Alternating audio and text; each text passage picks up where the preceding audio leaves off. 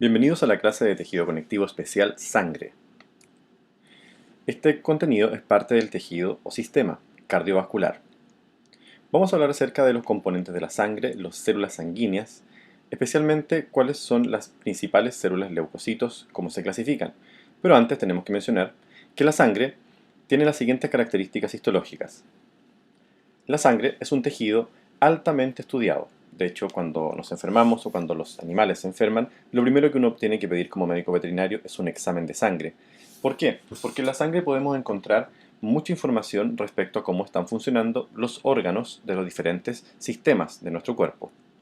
Por lo tanto, la sangre es un tejido que está compuesto principalmente por células y por matriz extracelular, como todos los tejidos.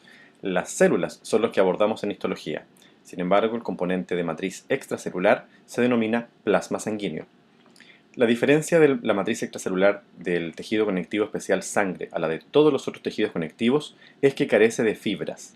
No van a encontrar el componente fibroso en la sangre. Totalmente encontramos la sustancia fundamental amorfa, que sería el plasma, que en este caso de la sangre es el más acuoso de todos los tejidos conectivos que existen, donde el agua tiene una mayor cantidad de composición en el plasma y es más allá del 95%. La sangre es un tejido constituido entonces por células, como ya lo mencionamos anteriormente, y estas células se pueden diferenciar en dos tipos celulares, los llamados eritrocitos, que corresponden a las células de la línea roja, y los llamados leucocitos, que corresponden a las células de la línea blanca. Además se encuentran en suspensión en la sangre los elementos denominados plaquetas o trombocitos, que no corresponden a células, sino que a fragmentos de células mayores que se encuentran en la médula ósea, que se llama megacariocito. Pues bien, estos elementos celulares de la sangre se encuentran suspendidos en lo que denominamos plasma, y el plasma, recuerden, que es la matriz extracelular del conectivo que carece de fibra.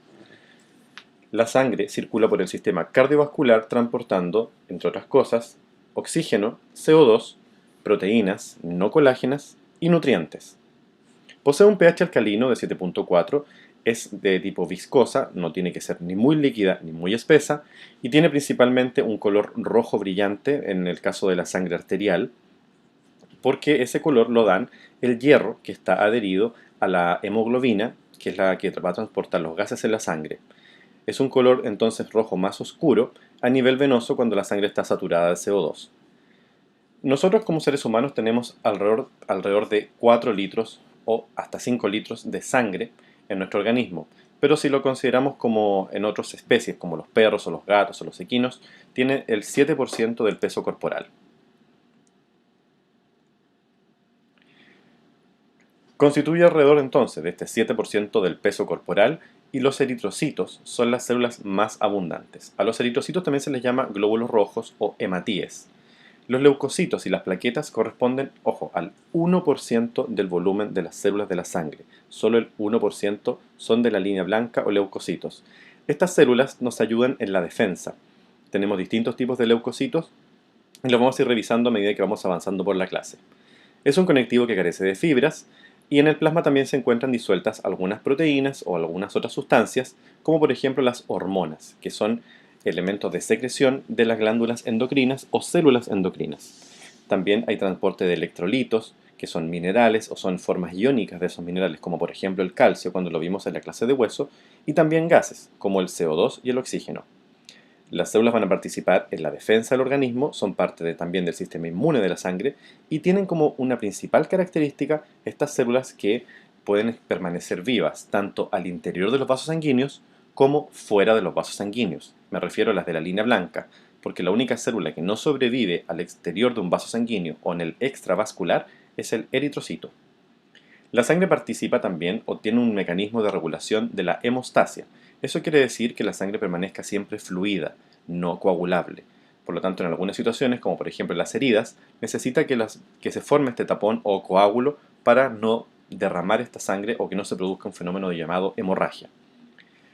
Puede participar en la regulación de la temperatura y en la mantención del equilibrio ácido-básico. Esto quiere decir que la sangre puede fluir más rápido o más lento para liberar calor, y también el equilibrio ácido básico quiere decir que a nivel renal al plasma sanguíneo se va a sufrir modificaciones porque se van a filtrar este plasma eliminando algunos desechos metabólicos. o también exceso de minerales. Y otros minerales van a volver al plasma sanguíneo, en el caso del riñón. Es el tejido más estudiado por motivos diagnósticos, como ya les dije, siempre se va a pedir un examen de sangre, ya que analizando no solamente las células sanguíneas, en lo que se denomina hematocrito en un examen de sangre, sino que también las proteínas plasmáticas, podemos tener información de cómo se comportan, por ejemplo, órganos como hígado, riñón, intestino y las glándulas endocrinas. Si observamos este esquema, podemos considerar que la sangre está formada por los elementos celulares y por el plasma sanguíneo. El plasma corresponde a la matriz líquida, en que están suspendidas las células de la sangre y contiene diversas proteínas importantes desde el punto de vista fisiológico. ¿Qué proteínas podemos encontrar? Podemos encontrar algunas inmunoglobulinas, algunas proteínas llamadas albúminas, que es la proteína, ojo, de transporte más importante producida por el hígado, la albúmina. Encontramos fibrinógeno, que participa en la formación de coágulo, proteínas de complemento, que son proteínas que van a participar en la reacción inmunológica. También encontramos vitaminas, algunos sales minerales. Durante la coagulación, parte de los componentes orgánicos e inorgánicos dejan el plasma para integrar un coágulo. Por lo tanto, vamos a denominar suero a la fracción del plasma que no tiene los factores de coagulación. Eso es lo que se llama suero. Cuando ustedes hacen alguna herida, por ejemplo, y esta herida empieza a formar lo que se llama una costra, se van a fijar de que sale como un líquido, como el agua, ¿verdad?, alrededor de esta costra. Eso es el suero, porque en la costra quedan todos los factores de coagulación del plasma. Si miramos estos tubos de ensayo, el principal, el más grande que aparece en esta imagen, podemos ver que el 42 al 47% lo tienen estas células llamadas glóbulos rojos o hematíes. Y solamente un 1% de esta región de la sangre corresponde a los leucocitos, que son las células de la línea blanca. Por favor, nunca confundan la palabra leucocitos con linfocitos. Leucocitos se habla de todas las células que participan en la defensa. Leuco quiere decir blanco. Por lo tanto, el linfocito es solo una de esas células de la línea de la defensa. En cuanto a los componentes del plasma sanguíneo, si se fijan en este cuadro, el agua tiene un principal componente donde se dice que hasta el 95% puede estar formado por agua. Esta composición de agua va a variar porque como el agua se absorbe a nivel intestinal y después cuando se absorbe el agua en la región de la mucosa del intestino es absorbida o entra a los vasos sanguíneos, el agua siempre está moviéndose entre los componentes intravascular, extravascular e intracelular. Por lo tanto, se tiene que mantener este porcentaje aproximado de agua. Bien, proteínas como las albúminas, globulinas, fibrinógenos van a participar en la defensa, coagulación o reserva alimentaria. Lípidos, glucosa y productos de desecho, por ejemplo, tienen la menor cantidad. Bien, las células de la sangre, como las células de este tejido, lo vamos a llamar elementos figurados, a todas las células. Los elementos figurados de la sangre pueden ser de dos tipos, salvo uno que no es un elemento celular, no es una célula, perdón. Como observamos aquí arriba de la imagen, se ven las células de la línea roja. Estos son los eritrocitos. Los eritrocitos son los más abundantes de todas las células, son siempre intravasculares y participan principalmente en el transporte de gases en la sangre. Al lado de la imagen del eritrocito, en la parte de arriba de la imagen, vemos una especie de disco partido por la mitad. Estos son los elementos acelulares que corresponden a los trombocitos o plaquetas. Estos elementos acelulares van a participar en la coagulación y son derivados del del megacariocito que se encuentra en la médula ósea. En la parte de abajo de la imagen podemos ver las células de la línea blanca, también llamadas leucocitos, y de izquierda a derecha encontramos los siguientes. Linfocito, que es la célula más redonda en la parte de abajo, con un núcleo más redondo, escaso citoplasma y núcleo intensamente basófilo. Al lado de él se encuentra el monocito, un núcleo bastante irregular, muy grande, abundante citoplasma, y después los tres siguientes corresponden a neutrófilo, eosinófilo y basófilo. Vamos a hablar de las características de cómo reconocer cada una de estas células de la línea blanca. Aquí tenemos un cuadro de clasificación donde pueden ver cómo se pueden agrupar estas células de la sangre, donde encontramos a los glóbulos rojos, también llamados hematíes o eritrocitos, cuya forma es de un disco bicóncavo. su función va a ser el transporte de oxígeno y su formación va a ser en la médula ósea de los huesos largos. Glóbulos blancos o leucocitos vamos a tener en esta parte a los denominados granulocitos, después tenemos a los macrófagos o monocitos y a los linfocitos. La denominación granulocitos es más o menos controversial en histología. ¿Por qué? Les quiero explicar algo. Los leucocitos o la línea blanca, todos presentan gránulos, pero hay algunos que presentan gránulos específicos para algunas situaciones de defensa inmunológica. Sin embargo, todas las células tienen gránulos inespecíficos. Pues bien, las células que presentan solamente gránulos inespecíficos van a ser linfocito y monocito, que en este caso en el cuadro aparece mencionado como macrófago.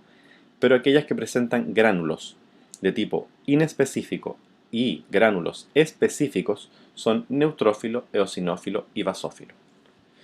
Las plaquetas que dan abajo mencionadas, o trombocitos también se conocen como fragmentos de sus células que participan en la coagulación de la sangre. Se va a llamar hematopoiesis a la formación de las líneas de la sangre, hematopoiesis. Esta formación ocurre en la médula ósea y se origina estas células formadoras de sangre a partir del mesodermo en una región cercana al saco vitelino llamado islotes sanguíneos. La hematopoiesis o hemopoiesis también, propiamente tal, comienza en los seres humanos a partir del quinto mes de vida prenatal. Existe un compartimento vascular y un compartimento hematopoyético al interior de los huesos y en el organismo. Por lo tanto, vamos a conocer a la médula ósea como la principal región de donde se forman estas células. Existe una producción diaria de células que es bastante numerosa y lo más importante de todo esto son las células madre hematopoyéticas pluripotenciales, con estas siglas que aparecen mencionadas en esta imagen.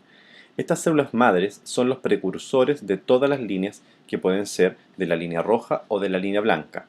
En el caso de la línea roja los vamos a llamar eritropoiesis y en el caso de la línea blanca se van a denominar leucopoiesis.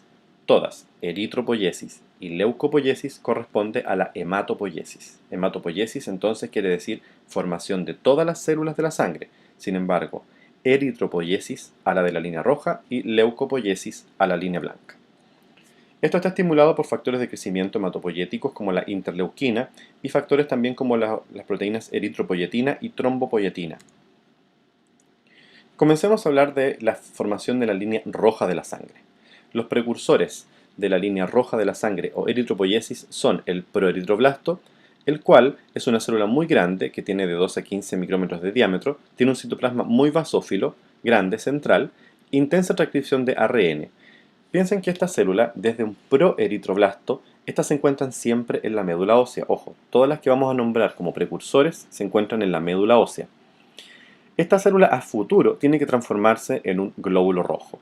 Por lo tanto, a principio los glóbulos rojos en la médula tienen núcleo. Sin embargo, el núcleo está codificando para formar a la proteína hemoglobina y este se va perdiendo a medida que va avanzando la evolución de esta célula. Pasamos por las etapas proeritroblasto, después eritroblasto basófilo, donde la célula se ve cada vez más pequeña y un núcleo más oscuro. Después, un eritroblasto policromatófilo, que se va a ver como una célula muy parecida al linfocito. La vamos a encontrar con un núcleo redondo y acá se está perdiendo o se está concentrando o condensando el núcleo porque ya va produciendo una mayor cantidad de hemoglobina. El eritroblasto ortocromático o ortocromatófilo es una célula con un núcleo muy pequeño y listo para ser expulsado. Puede encontrarse en la circulación general o en la sangre periférica que llamamos, esa que hacemos nosotros en los frotis o que vemos en los frotis, o la sangre que se encuentra fluyendo en el organismo es lo que se denomina sangre periférica. Pueden encontrar ortocromáticos o ortocromatófilos en sangre, por ejemplo, de los neonatos, pero este hallazgo en células no es tan común, por ejemplo, en los niños, mucho menos en los adolescentes y los adultos. Si encontramos imágenes inmaduras o células inmaduras como estas, que ya les mencioné, todas estas están en la médula ósea solamente, de manera normal, estamos ante un fenómeno patológico que podría ser, por ejemplo, una anemia. En el caso de la anemia es posible encontrar células inmaduras en sangre circulante o en sangre periférica, pero lo normal es ver estos tipos de células en la médula ósea. El reticulocito es el paso anterior para transformarse en un eritrocito. Se dice que son los eritrocitos jóvenes, que poseen en su interior restos de organelos como por ejemplo mitocondrias, ribosomas, y son las células que ahora van a tener una gran cantidad de hemoglobina en su citoplasma. Después de este reticulocito, que no es muy común tampoco de encontrar, pero sí se pueden encontrar reticulocitos en sangre periférica, encontramos esta célula. Esta célula se llama eritrocito. Es la célula más importante de la línea roja. Y como ustedes lo están viendo en ese modelo tridimensional, esta es la forma que tiene un eritrocito. Recordemos que estas células siempre se tienen que encontrar en suspensión líquida en el plasma, ya que no sobreviven fuera de los vasos sanguíneos. Tienen una forma de disco, pero con hendiduras a ambos lados de este disco. Eso hace que se denominen célula bicóncava.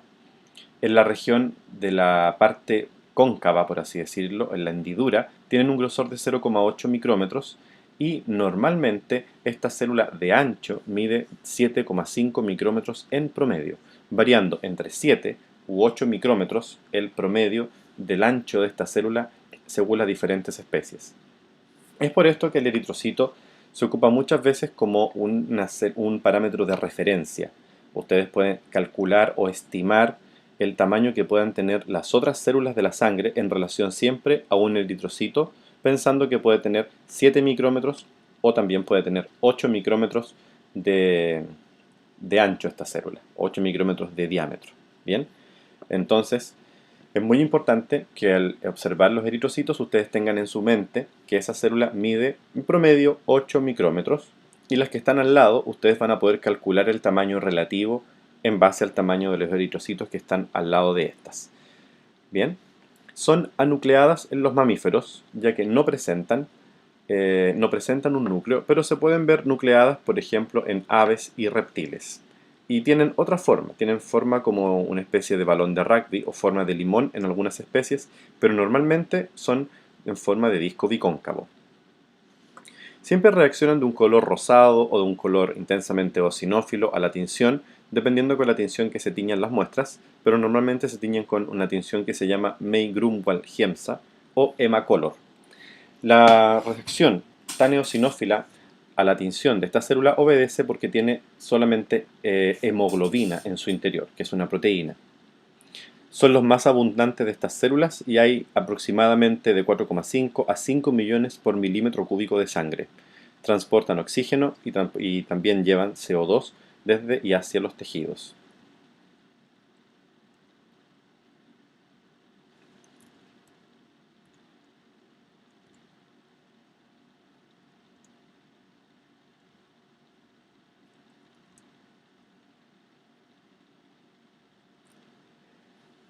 Las células del organismo, las células de todos los tejidos, ocupan el CO2 para poder realizar la mayoría de sus funciones metabólicas.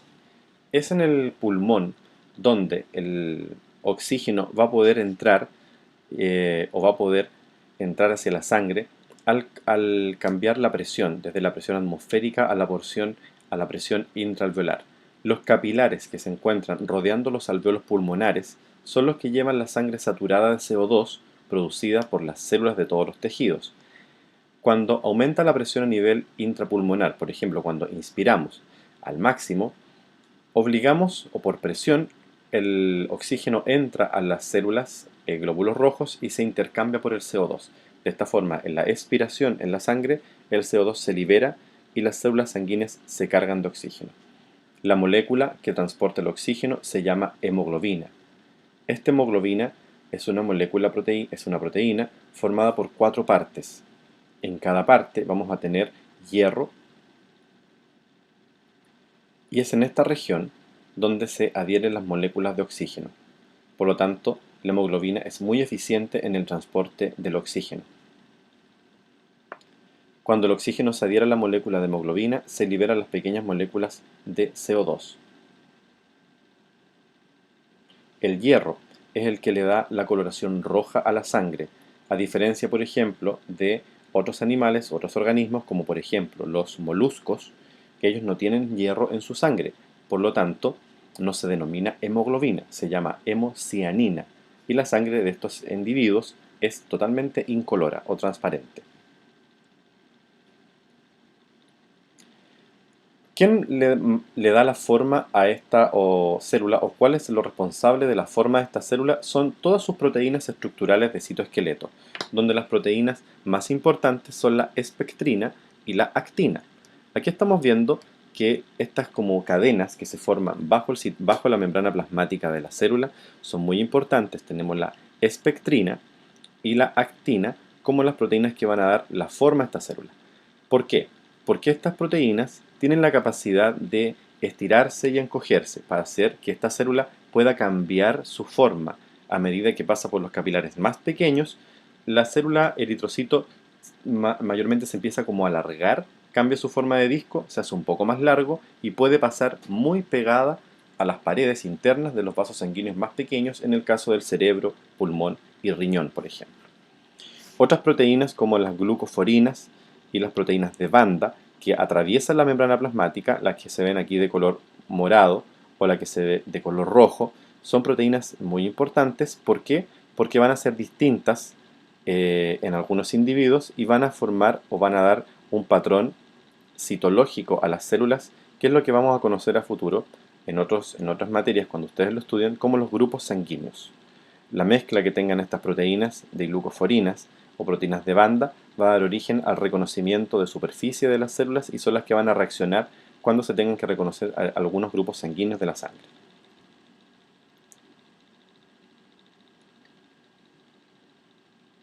Aquí tenemos otro esquema, otra imagen del Abraham, donde podemos ver que estas células presentan proteínas de transporte en su superficie, proteínas transmembranas como la glucoforina y proteínas intracitoplasmáticas como la anquirina, que anclan las proteínas a la cadena interna del citoesqueleto de esta célula, donde tenemos la espectrina y la actina como principales cadenas de filamentos citoesqueletales para que la célula pueda cambiar de forma y adaptarse a los distintos vasos sanguíneos por donde esta célula va a circular. Bueno, en el video que yo les dejé de las distintas células, distintos frotis, perdón, de 3 especies diferentes, lo importante es que ustedes tengan lo siguiente. Observen el video y van a poder ver que estas células, la mayoría de las células que aparecen aquí de color rosado, son glóbulos rojos, casi todas. Y por ejemplo, van a ver células con un núcleo. Por ejemplo, la número 2 pareciera que tuviera 3 núcleos, pero siempre tienen uno. La número 3 también tiene un núcleo. La número 5 pareciera que tiene varios núcleos, pero siempre tienen un núcleo. Entonces, ¿qué pasa aquí? Las número 6 son las plaquetas. Siempre son más pequeñas que los eritrocitos, miden aproximadamente 3 micrómetros de grosor o de ancho. Por lo tanto, no corresponden a células, sino que elementos acelulares. Lo que tienen que hacer acá es ver, cuando vean un fluido sanguíneo, es preguntarse si la célula tiene un núcleo sin lobular o un núcleo lobulado. Cuando ustedes vean una célula con núcleo no lobulado, en este caso la número 3 y la número 4, tienen que preguntarse cuál es cuál, porque las de células que tienen núcleos no lobulados, la única posibilidad es que sea linfocito o monocito. El linfocito es más pequeño y el monocito es más grande. En este caso el número 3 sería un linfocito. Otra característica que presenta es la cantidad de citoplasma en relación al núcleo que posee la célula. Si ven una célula con núcleo no lobulado, característicamente ese núcleo puede ser redondo u ovalado y tiene escaso citoplasma en comparación al núcleo de la célula, es lo más probable que estemos presentes ante un linfocito. Número 3. En caso del número 4, esta célula tiene un núcleo más grande, más irregular y tiene mayor cantidad de citoplasma. El núcleo de ninguna forma es lobulado, por lo tanto corresponde a un monocito. La célula número 2 y la número 5 corresponden a los otros tipos de leucocitos. En este caso, el número 5 es el más lobulado de ellas. Tiene aproximadamente 1, 2, 3, 4, 5, 6 lóbulos y las células número 2 posee 3 lóbulos aparentemente. En este caso son dos células distintas. La número 5 es neutrófilo y la número 2 es un eosinófilo. Pero vamos a ir hablando de cada una de ellas a medida que vamos avanzando por la clase. Esta sangre es sangre de ave, donde el número 2 corresponden a los eritrocitos como usted los puede observar, presentan una forma como de limón o balón de rugby y un núcleo en su interior, porque las aves y los reptiles aún tienen núcleo, ya que esta sangre es como la sangre más primitiva dentro de la línea evolutiva de los animales.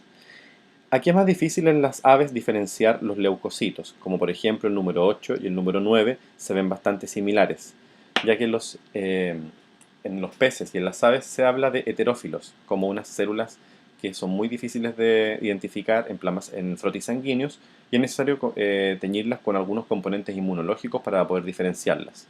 Bien, pero en este caso nosotros no vamos a ver sangre de ave, solamente vamos a ver sangre de mamíferos. El video que ustedes tienen, que les subí al canal de YouTube, van a poder ver sangre de felino, canino y equino, pero un poco más mezclada. Las plaquetas o trombocitos, lo que tienen que saber de este elemento acelular es que corresponde a un derivado del megacariocito de la sangre. Son fragmentos de estos megacariocitos que presentan una región central y una región periférica. En la región central, llamada granulómero, van a encontrar los gránulos que son principalmente lisosomas y gránulos de serotonina que participan en la contracción. También van a encontrar otros gránulos como por ejemplo los gránulos que tienen el factor de crecimiento formado o derivado de las plaquetas, que participa en la estimulación para la mitosis de las células endoteliales. La serotonina, los gránulos de serotonina van a participar en la vasoconstricción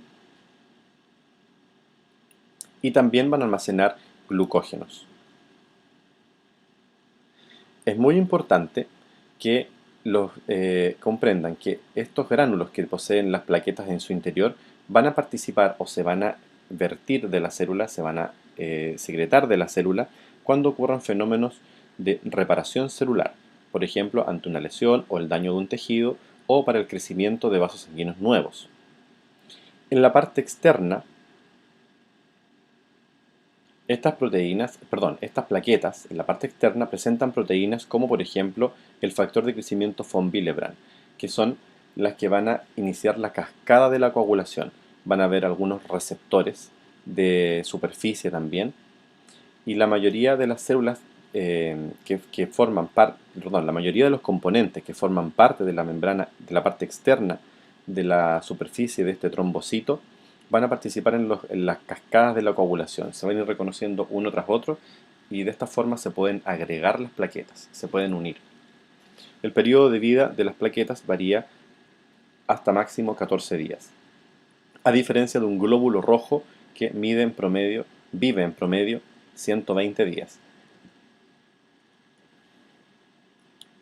Cuando se altera la integridad del endotelio en una lesión de un vaso sanguíneo, se liberan estos gránulos de serotonina y también de factor de crecimiento derivado de las plaquetas, se adhieren a la región interna del vaso y unas a otras se van uniendo por estos reconocimientos de superficie, formando lo que se denomina un coágulo, por activación de diversos factores tanto del tejido como plaquetarios.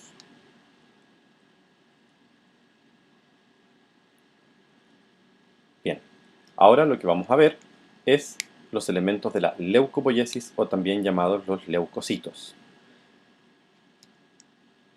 Las células que formarán los leucocitos también se van a desarrollar en la médula ósea, en un fenómeno que se conoce como la leucopoiesis, y sufren grandes modificaciones estructurales como la segmentación del núcleo, formando gránulos específicos y gránulos inespecíficos.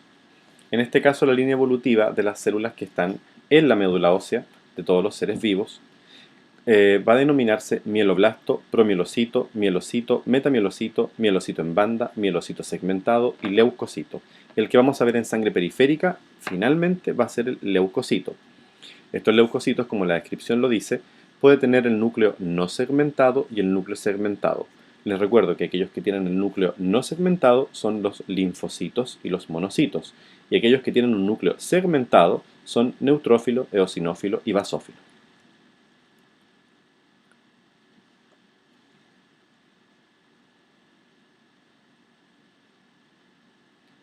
En esta imagen se observa la unidad formadora de colonias de todas las células de la leucopoiesis. una línea va a derivar directamente, en la parte de abajo de la imagen, va a derivar a la formación de los monocitos, comenzando por el monoblasto, promonocito, monocito, y este monocito se puede transformar en macrófago en algunos tejidos específicos conectivos, como por ejemplo el macrófago que encontramos en los huesos llamado osteoclasto. Sin embargo, el monocito lo vamos a ver en sangre. Esta es la forma que típicamente tiene un monocito. La otra línea que puede tomar el crecimiento de la unidad formadora de colonia es a partir de un mieloblasto se van a formar las distintas células que van a dar origen a los granulocitos, leucocitos maduros. Del mieloblasto se va a originar un promielocito y este promielocito va ahora a derivar en tres líneas distintas. Pueden ser gránulos específicos que no reaccionan a la tinción, como el caso de los neutrófilos, gránulos específicos que reaccionan a la tinción de manera muy roja, como los eosinófilos, y gránulos específicos que reaccionan a la tinción de manera muy intensa o muy oscura, que son los basófilos. Si se fijan, en los tres, neutrófilo, eosinófilo y basófilo, de arriba a abajo, el núcleo va a ir cambiando. El núcleo siempre va a ser lobulado, pero va a tener mayor cantidad de lóbulos o menor cantidad de lóbulos. Esto también va acompañado con otros factores, como por ejemplo, la cantidad de las células. Hay una mayor cantidad de neutrófilos, después una menor cantidad de eosinófilos y una muy baja cantidad de elementos basófilos. También otro factor a considerar es el tamaño de las células, donde en este caso los eosinófilos son los más grandes dentro de estas tres células. Pero no olvidemos que el más grande de todas las células que encontramos en este cuadro es el monocito.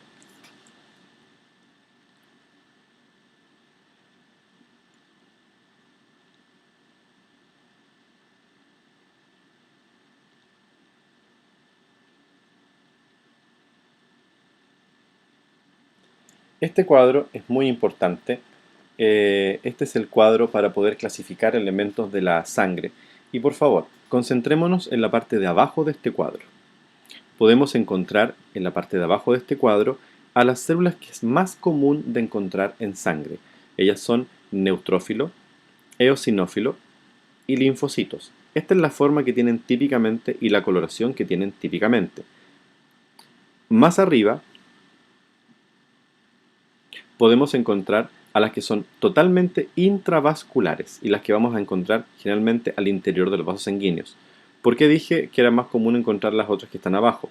Porque resulta que las células pueden salir de los vasos sanguíneos ante algunas reacciones de inflamación, por ejemplo, y las que están en la parte de abajo son aquellas que podemos encontrar en el tejido conectivo laxo o denso, por ejemplo, neutrófilos, eosinófilos y linfocitos. Sin embargo, las que están siempre en sangre periférica y dando vueltas por todo el organismo son comúnmente eritrocito, basófilo, neutrófilo, eosinófilo, monocitos y linfocitos. Si se fijan, en el eritrocito podemos encontrar que el eritrocito, ¿verdad?, es la célula más pequeña de todas, mide 8 micrómetros en promedio. Después encontramos basófilos, neutrófilos y eosinófilos como la célula segmentada. Ojo, porque los núcleos con muchas segmentaciones van a ser de los neutrófilos, acompañado de un citoplasma que no reaccione tan intensamente a la tinción. La célula segmentada con dos segmentos clásicamente corresponde a un eosinófilo. Es más grande que el neutrófilo y los gránulos se ven como de color eosinófilo o de color rojo, de ahí su nombre eosinófilo. Y la que menor porcentaje se encuentra, piensen que es el 1% del 1%, por lo tanto, de repente no la podemos encontrar en los frotis, es el basófilo. Es el más pequeño de estos tres, tiene clásicamente dos lóbulos del núcleo y los gránulos son muy oscuros, tan oscuros que son más oscuros que el propio núcleo. ¿Ok? Entonces, neutrófilo, eosinófilo y basófilo son los que denominamos granulocitos. Pero eso es un error, porque estas dos células, monocitos y linfocitos, también tienen gránulos, por lo tanto también podrían ser llamados granulocitos. Pero, ¿qué pasa? Estas tres, neutrófilo, eosinófilo y basófilo, tienen gránulos específicos e inespecíficos. Sin embargo, estas dos, monocitos y linfocitos, solamente poseen gránulos inespecíficos. ¿Ok? Entonces, en la nomenclatura moderna de histología, a estos se les llama leucocitos segmentados por el núcleo segmentado y a estos se les llama leucocitos no segmentados. Si se fijan, el no segmentado más parecido en tamaño al glóbulo rojo es el linfocito, ya que el linfocito tiene en promedio va de 8 a 12 micrómetros de diámetro. Por ejemplo, la mayoría de ellos tiene 8, pero hay algunos que tienen 12 micrómetros. Estos son muy parecidos en cuanto al color y el tamaño del núcleo, pero los linfocitos más grandes pueden tener más cantidad de citoplasma que los linfocitos pequeños. El núcleo siempre va a ser más o menos ovalado y el citoplasma muy oscuro. Y sin embargo, el monocito, que es el más grande de todos, el núcleo es irregular, tiene una especie de indentación o hendidura, que es característica de los monocitos, aunque pueden haber algunos que no la presenten. Por lo tanto, ¿qué va a predominar ahí? La abundante cantidad de citoplasma y el tamaño, que es el mayor de todos. Estos monocitos son los que van a formar ahora a los macrófagos, que van a ser células que va a ser, dependiendo del tejido conectivo que nosotros veamos, el tipo de macrófago, como por ejemplo el osteoclasto en las células de la formación del tejido óseo.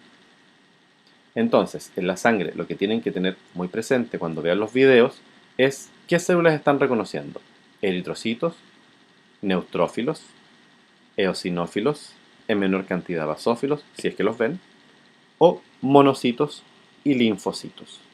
Solamente estas células son las que tienen que reconocer cuando miran un frotis sanguíneo. Comenzaremos con las células que se denominan agranulocitos, o también llamados no segmentados. El linfocito, va a acompañar siempre una imagen de microscopía electrónica. El linfocito son los más pequeños, su tamaño oscila entre 6 y 12 micrómetros. Por favor, ahí corrijan esta parte, debería decir 12 micrómetros. Se clasifican como pequeños, medianos y grandes, poseen un núcleo redondo, de gran tamaño, de coloración basófila. Presentan escaso citoplasma, levemente basófilos y son encargados de la defensa específica y también de la defensa inespecífica, pero mayor parte de la defensa inespecífica, ya que la mayoría de los linfocitos presentan gránulos inespecíficos. Es posible encontrar los linfocitos asociados a los tejidos epiteliales en la región que llamamos mucosa. Los monocitos son los más grandes de todos, de 15 micrómetros a 20 micrómetros de diámetro, abundante citoplasma, levemente basófilo, un núcleo de forma irregular, de forma arriñonado o identado, y participan en procesos de fagocitosis. Aquí tenemos un monocito donde se ve estas prolongaciones citoplasmáticas, porque ahora viene un detalle. Cuando observamos sangre o cuando observamos las células sanguíneas a partir de una gota de sangre, piensen que el medio donde estaban estas células era líquido, por lo tanto, en esta suspensión líquida, las células se encuentran flotando, ¿verdad? Por lo tanto, en este ambiente, en este hábitat flotante, las células tienen su máxima expansión y logran expandir su citoplasma y se ven como verdaderas burbujas al interior de la sangre. Por lo tanto, siempre son de forma redonda.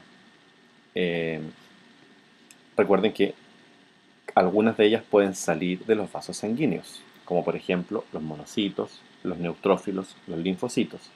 Es en ese caso cuando abandonan la sangre y traspasan la pared de un vaso sanguíneo, es cuando en el conectivo, como lo que están viendo en esta imagen, la célula ya no es redonda, no es como si fuera una burbuja, sino que adopta una forma como de ameba y se empieza a adherir a las fibras de colágeno que hay en el tejido.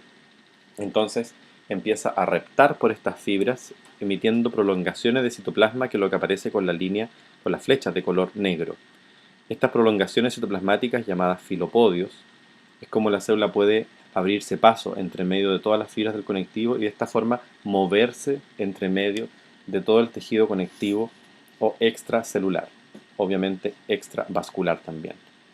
Por eso es muy distinto ver células de la línea blanca en un corte histológico versus las células de la línea blanca en sangre, porque en sangre las vamos a ver completas y más bien aplastadas. En cambio, en el corte histológico las vamos a ver cortadas. ¿Okay? Pero las imágenes clásicamente de estas células nosotros las tenemos que recordar en base a lo que vemos en la sangre, que están extendidas las células y está completa. El neutrófilo es el principal leucocito que encontramos en la sangre. Es un leucocito que de ahora en adelante, recuerden, el núcleo es multilobulado. Estos leucocitos neutrófilos pueden tener un gran tamaño que varía desde los 12 hasta los 15 micrómetros. Presentan gránulos específicos con poca afinidad, por lo tanto su citoplasma no siempre se ve tan teñido. Es por eso el nombre neutrófilo. Pueden presentar 3 o más lóbulos, dependiendo de las especies. Hay unas que tienen hasta 7 o 10 lóbulos del núcleo. A estos son los que le denominan polimorfonucleares neutrófilo. ¿Bien? Tanto al neutrófilo como al eosinófilo y al basófilo se les llama polimorfonucleares, por estas formas tan extrañas y tan lobuladas que tiene el núcleo. Recuerden que siempre es un único núcleo. Lo que estamos viendo en este video es cómo se mueven, en este caso, estos neutrófilos entre medio de fibras de colágeno. Si se fijan, están fuera de los vasos sanguíneos y aquí se están moviendo entre medio de las fibras de colágeno. En esta cámara en tiempo real, pero aumentada en cuanto a su velocidad, y aquí lo vemos en una animación de cómo se mueven al interior de un vaso sanguíneo. Siempre las células se mueven en la parte central. ¿Cuándo se van a adherir al vaso sanguíneo, como está ocurriendo en este video? Cuando los endotelios, si se fijan, empiezan a expresar factores de reconocimiento, que es como pasto, que pareciera ser como pasto, que va creciendo. Y estas son proteínas en realidad. Son proteínas a las cuales se va a anclar esta célula cuando se adhiere a la superficie de los endotelios. Existe un reconocimiento entonces entre estas proteínas y las proteínas de superficie que tiene el neutrófilo. Este reconocimiento hace que las células puedan eliminar sustancias para desintegrar la unión entre los endotelios, como lo vemos aquí. Aquí estas moléculas van a desintegrar la unión que hay entre el epitelio y por eso esta célula puede ahora abandonar el vaso sanguíneo y llegar al tejido conectivo extravascular. En el extravascular va a interactuar con las fibras de colágeno, va a interactuar con las proteínas propias del tejido conectivo y va a interactuar con otras células. Entonces la forma que tiene ya es más ameboide. No es una forma tan redondeada como clásicamente lo podemos ver. Si ponemos de nuevo la gráfica, en este caso estoy tomando solo como ejemplo el neutrófilo. Las células circulan siempre en la parte central del vaso sanguíneo. Todas las células están en la parte central. Las que ustedes ven pegadas por dentro son aquellas que van a salir del vaso. Bien, aquí los vemos en este proceso, algunas que están pegadas en la parte de adentro. Aquí este fenómeno se llama rotación. Las células se encuentran en la rotación o en rodadura cuando van a salir del capilar. Aquí está el interior del vaso sanguíneo, pero cuando se pegan en la cara interna del endotelio, pueden salir y bajar al tejido conectivo. Cuando salen del tejido conectivo, se pueden ver moviéndose de manera ameboide entre medio de las fibras. Estas son fibras vistas en microscopía electrónica. Estas son fibras de tejido conectivo. Aquí el comienzo de todo esto. La célula tiene factores expresados en su superficie. Hay proteínas de reconocimiento que hacen que se adhiera a la capa interna del endotelio. Empieza a rodar esta célula en el interior y cuando estas células expresan estas moléculas de reconocimiento en la superficie, que es porque aquí ocurrió una reacción, puede ser infecciosa o una reacción de una lesión. Por lo tanto, estas moléculas reconocen a la superficie y cuando se adhieren todas las moléculas a sus receptores, esta célula ya no sigue rodando más y ahora empieza a degranular estas proteínas que van a hacer que se desintegren las uniones del endotelio. Recuerden que este endotelio es de tipo simple plano, por lo tanto hay solamente un lugar de unión estrecha, que es este, que tiene que desintegrarse esta unión para que la célula ahora pueda traspasar y llegar al tejido conectivo. Esto es un endotelio, acá hay otro, y entre ambos el neutrófilo puede salir y tomar contacto con el tejido extravascular.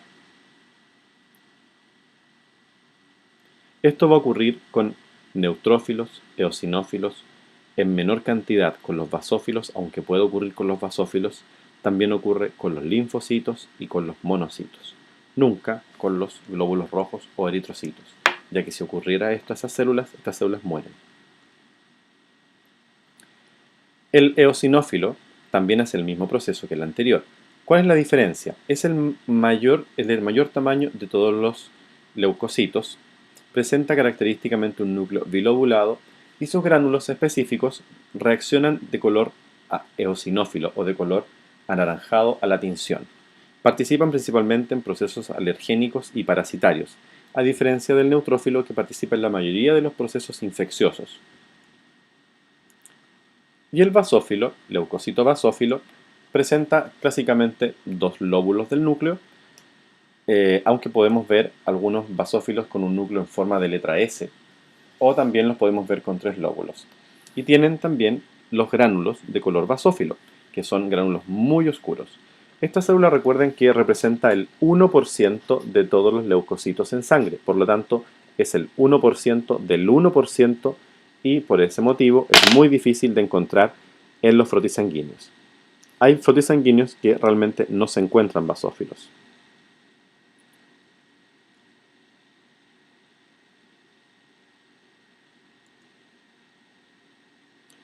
Estas son imágenes del Abraham donde aparecen los esquemas y las características principales de las células. Estos son los neutrófilos. Los neutrófilos tienen entonces varios lóbulos. Obviamente vemos un citoplasma y los gránulos que están teñidos son los gránulos inespecíficos, pero en general el citoplasma se ve más blanquecino. Bien, este es el tamaño relativo con comparación al tamaño de los glóbulos rojos, que son todas estas células que están aquí. Estas son plaquetas. Acá aparece la abundancia. Representan de un 50 al 70% en el total de las células leucocitos de la sangre. Es el más abundante de los leucocitos. Mide de 12 a 15 micrómetros de diámetro. Presentan gránulos que se denominan gránulos primarios y gránulos secundarios.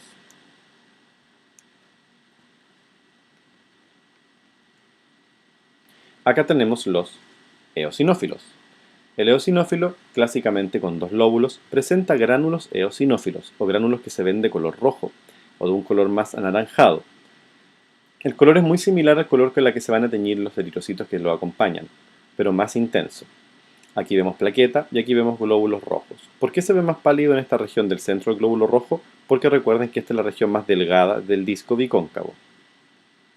En relación a los eosinófilos, el eosinófilo representa hasta un 5% del total de los leucocitos en la sangre y su tamaño va desde 12 a 15 micrómetros de diámetro, siendo más grandes que los neutrófilos dependiendo la sangre en la que lo estemos mirando. Por ejemplo, si acá estamos viendo sangre de perro y este es el eosinófilo de perro, el neutrófilo de perro siempre va a ser más pequeño que este. ¿Me entienden? Entonces, siempre en una muestra sanguínea el eosinófilo es más grande que el neutrófilo. Lo que vemos acá es un linfocito. Recuerden que los linfocitos pueden ser de distintos tamaños, pequeños linfocitos y largos linfocitos. Sin embargo, la característica celular se tiene que mantener. Tiene que ser una célula relativamente redondeada, parecida en el tamaño a un glóbulo rojo, núcleo muy grande en comparación al pequeño citoplasma que tiene. El núcleo jamás es lobulado, es bien oscuro, ¿okay? Y va a variar su porcentaje desde incluso un 20 a un 40% en la circulación. Bien, tienen un mayor diámetro de 12 micrómetros. Recuerden que les hice corregir esa parte en la clase. Pero va a ser muy grande esta diferencia entre tamaños porque vamos a tener a los pequeños linfocitos y a los grandes linfocitos. Esta es la microscopía electrónica. El monocito es una célula de gran tamaño. En comparación con los glóbulos rojos, esta célula puede ocupar hasta el tamaño que tienen 3 glóbulos rojos, ¿verdad? El núcleo siempre es irregular, nunca lobulado, pero aquí tiene una especie de indentación o de hendidura. El citoplasma es basófilo y bien abundante. Bien, muy abundante. La abundancia de esta célula en la sangre va desde el 2 al 8% y el tamaño va desde un 15 a 20 micrómetros, siendo el leucocito más grande de todos los que encontramos en la sangre periférica. Y este cuadro es el cuadro principal donde aparecen todas las características de las células sanguíneas. Tenemos que pensar entonces en las células. Aquí se dejan los trombocitos o plaquetas, pero son elementos, recuerden, acelulares. Se habla de las células eritrocitos con un diámetro que va, incluso aquí lo nombran, de 7 a 10 micrómetros. Este es un libro de histología humana. ¿Okay? Pero se conoce entonces como promedio 8 micrómetros. Esa es la cifra que se maneja, 8 micrómetros. Bien. ¿Cuánta vida media tiene en sangre comparado a la de las plaquetas y comparado, por ejemplo, a otras células de la línea leucocita? Aunque aquí no aparece el dato de la vida media. Aparece solo el dato del diámetro.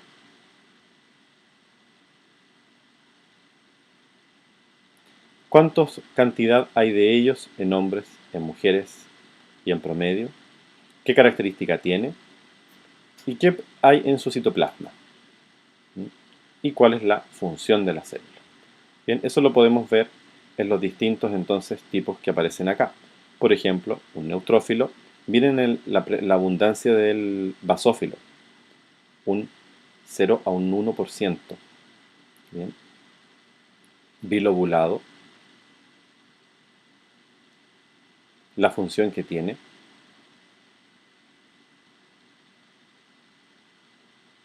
Monocitos y linfocitos. Los tamaños relativos. Bien. La función que tienen también. Esta tabla es bien importante, pero quédense con los datos principales que yo les mencioné en la descripción histológica de cada una de las células. Bien, esa fue la clase de histología del tejido sanguíneo. Se continúa con la parte de cardiovascular, pero eso lo vemos en el segundo semestre.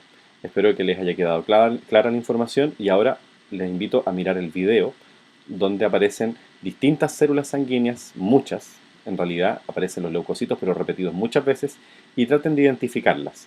Por cuadro, los cuadros están numerados, por lo tanto, en un número ustedes escriban, por ejemplo, qué célula se encuentra en el cuadro número 15, por ejemplo, y compárenla con el cuadro número 16, a ver si son parecidas o no. La idea es que repasen, puedan ver muchas células, por ejemplo, muchos neutrófilos,